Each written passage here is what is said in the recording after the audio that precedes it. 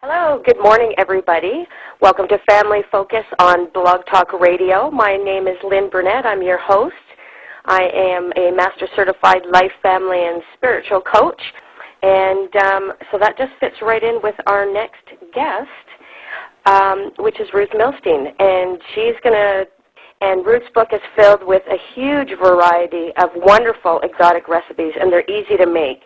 And easy to make, especially for, the working woman, the working mom who's been busy all day and has kids pulling at her and tugging at her. And, she's going to talk to us about how to bring this cookbook into the home and bring us together. So welcome, Ruth, to the show. Hi, Lynn. How are you? Good, good. How are you doing? Very good. Delighted to be on your show. Good, good. So I have a copy of your book in my hand, and I actually tried a couple recipes. I really, really enjoyed the ginger chicken, and I really enjoyed and I had to make it because of the pictures. There's pictures in this cookbook, and it's wonderful. The colorful pepper basket. Oh, yes. It's good for holidays. Yeah. So colorful. Yeah, exactly. So you obviously love to cook, and this is something that started in your childhood, obviously. So how important is cooking to a family?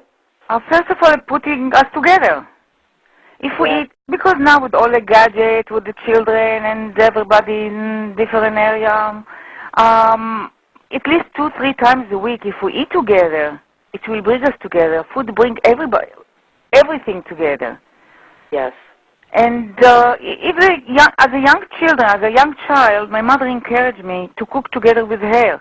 And if you buy meat, I buy meat or chicken, I buy it from the butcher because I know what he's giving me. I never buy packages. They change the expiration days. I don't do that. Yeah. I buy from the butcher. I take a chunk of meat. I ask him to grind it. First of all, trim the fat and grind it. And if I want to add some fat, I will add olive oil. Yeah, a better fat, for sure. Well, what I really like about this cookbook is you have a lot of wonderful information in there, and one area that you just brought up was about cutting down on cholesterol and fat. And you explain that, for one, these are kosher recipes. The book is kosher for somebody that keep kosher. The book is strictly kosher. Yes. And you talk about cutting down on fat, how to handle foods in a healthy way, substitutions, which is great for me because many times I start cooking something and I'm like, oh, no, I'm out of that. Well, I guess I can't make that anymore. This covers everything. There is meat, all different meats in here for recipes. There's salads, there's bread, bowls, sauces, everything. Sauce, jam, dessert. For dessert, you can have the jam made from fruit instead of the cake and chocolate every day on the table. Put fruit or make jam from fruit. And I have recipe one, it's sugarless also. Yes. If you bake a cheesecake, so try to use the cream cheese with the low fat instead of 30% with the 12%. So you must find a big difference between, where you grew up in Israel and North American cooking.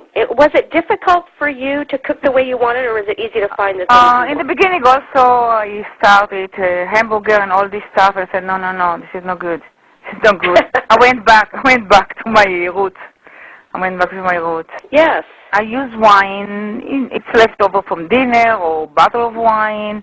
And when we use wine, usually it's for stew or patos, which we cook or bake for 2 hours.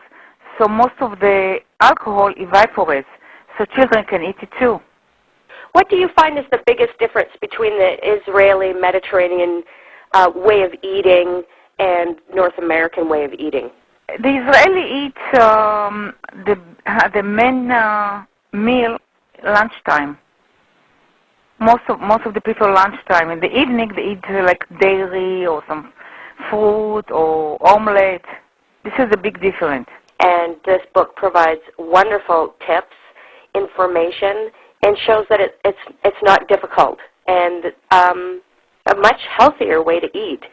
So I do encourage you to, get this cookbook. And you can buy it also through my publisher, tedpublishing.com.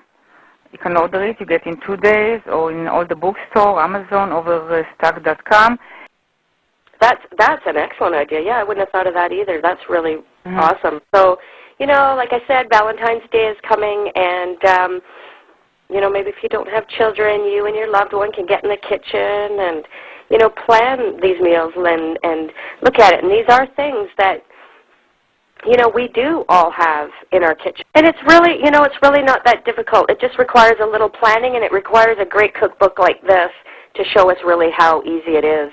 And I thank you so much for joining me today. Thank you, Lynn. To talk about this and give us these little tips that does make it a lot easier. And I think, people don't think about these things. And it may seem a lot at the time to prepare, but it really does save us a lot of time in the end, doesn't it? Yeah, they're going to love it. After a week, the woman going to say, hey, look, I prepared dinner in 10, 15 minutes. Now I have all the time, all the evening. Yeah. Thank you for having me on your show, Lynn. Thank you so much. I love your book. I'm going to try some more recipes for sure, and that is my goal to sit down and plan and use a lot more fresh